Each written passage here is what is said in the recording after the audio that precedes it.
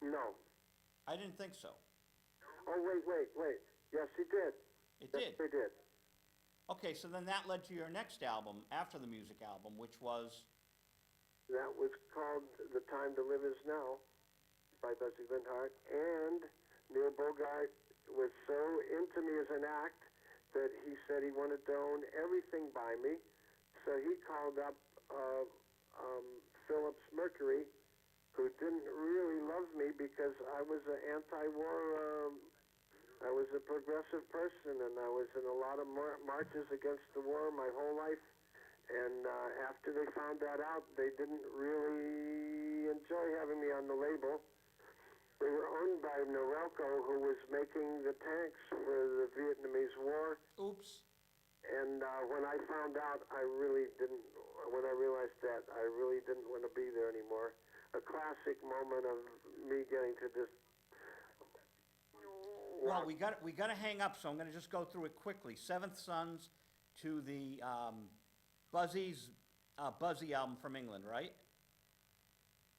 Pardon? Seventh Sons to the Buzzy album in England. The Buzzy album in England.